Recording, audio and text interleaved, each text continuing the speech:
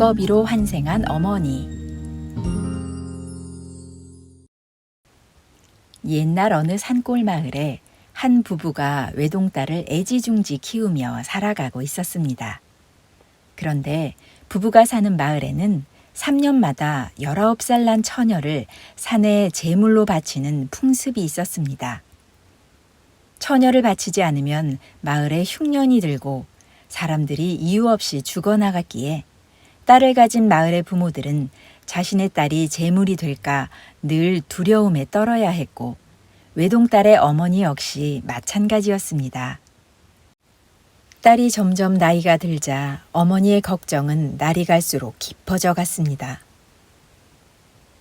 이러다가는 내 딸도 19살이 되었을 때 제물로 바쳐질지 몰라. 그리고 마을의 어린 여자아이들도 계속 제물이 될 테지. 계속 이렇게 둘 수는 없어. 걱정이 깊어진 어머니는 어렸을 때 친정어머니에게서 들은 도가 높은 스님을 찾아다니기 시작했습니다. 그렇게 간절히 도승을 찾아 몇 날 며칠을 사방으로 헤맸지만 도승의 모습은 어디서도 볼 수 없었고 어머니는 그만 지쳐 쓰러져 몸져 눕게 되었습니다. 그런데 그날 밤 꿈속에서 한 도승이 찾아와 어머니에게 이렇게 말했습니다. 딸과 마을을 구하고자 하는 너의 마음이 참으로 간절해서 찾아온 것이니 내 말을 잘 듣거라. 부처는 내 마음속에 있느니라. 그리고 저기 저 소나무에도 돌에도 있느니라. 이 도리를 깨쳐야 딸과 마을을 건질 수 있을 것이다.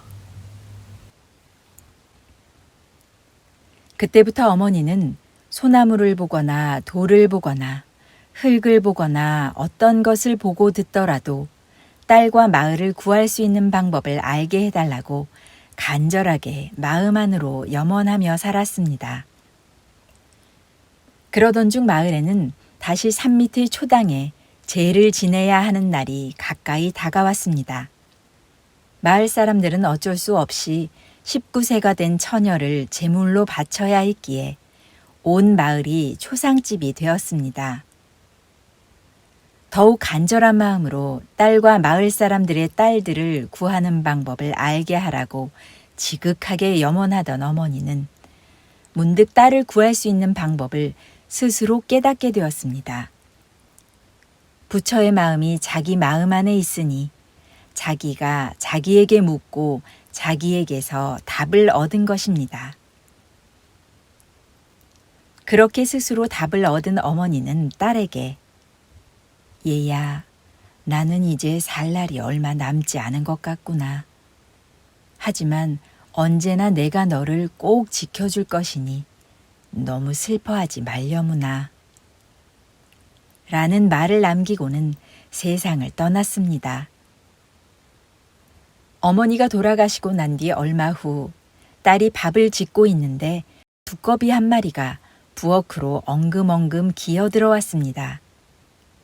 커다란 눈을 꿈뻑꿈뻑하며 가만히 자신을 바라보는 두꺼비를 본 딸은 두꺼비야, 어미는 어디에 두고 혼자 있니? 너도 나처럼 혼자구나. 라고 하며 밥 한 덩어리를 떠서 두꺼비 앞에 놓아주었습니다. 그 후로 눈이 오나 비가 오나 두꺼비는 항상 어디선가 나타나서 부엌에서 밥을 지으러 다니는 딸을 졸졸 따라다녔습니다.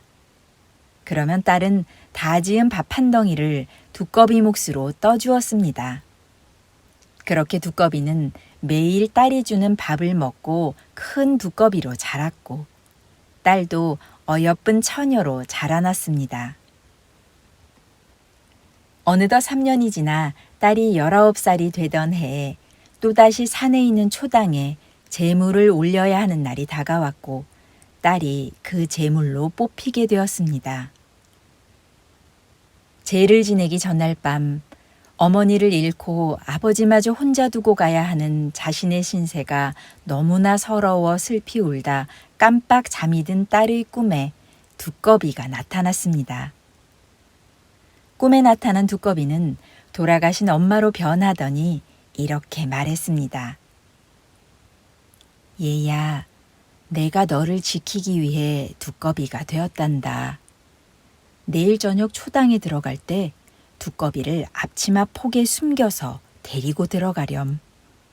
그 앞치마를 방 가운데 두고 너는 방 한쪽에 앉아 있어야 한다. 꼭 명심해야 한다. 꿈에서 깬 딸이 깜짝 놀라 주위를 살펴보았지만 부뚜막 앞에서 눈물을 줄줄 흘리고 있는 두꺼비가 있을 뿐이었습니다.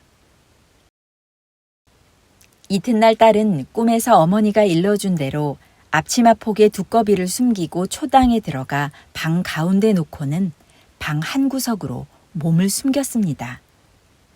시간이 흘러 날이 어두워지자 갑자기 방에 차가운 냉기가 돌더니 대들보에서 커다란 지네 한 마리가 내려왔습니다. 바로 그때 앞치마 속에 숨어있던 두꺼비가 나와 지네를 향해 흰 연기를 뿜기 시작했습니다. 초당 안은 순식간에 두꺼비와 지네가 서로에게 내뿜는 연기로 가득해졌습니다. 둘의 싸움은 몇 시간이고 계속되었고 그 모습을 본 딸은 너무 놀라 그만 기절해버리고 말았습니다. 다음 날 딸이 재물이 되었을 거라고 생각한 마을 사람들이 초당 안을 정리하기 위해 문을 열었을 때 그들이 발견한 것은 대들보 아래 떨어져 죽어있는 커다란 지네였습니다. 아니 이게 어찌 된 일이래. 우리 마을에 일어난 흉흉한 일들은 다 이 지네 때문이었구먼. 그리고 마을 사람들은 곧 방 한 구석에서 마지막 힘을 다해 쓰러진 딸을 깨우려고 애쓰는 두꺼비를 발견했습니다. 놀란 마을 사람들이 딸을 흔들어 깨우자 두꺼비는 그 자리에 쓰러져 눈을 감았습니다. 딸이 정신을 차렸을 때는 이미 두꺼비가 숨을 거둔 후였습니다. 그날 밤 딸의 꿈에 다시 어머니가 나타나 말했습니다. 얘야, 내가 두꺼비가 된 것은 너와 내 아버지 그리고 마을 사람들을 살리기 위함이었단다. 이제 나는 두꺼비의 옷을 벗고 가니 두꺼비와 지네의 옷 둘 다 태워주려무나. 그렇게 어머니는 자신이 염원하던 일을 마치고 두꺼비 허물을 벗고 떠났고 딸은 어머니의 말씀대로 두꺼비를 화장해 주었답니다.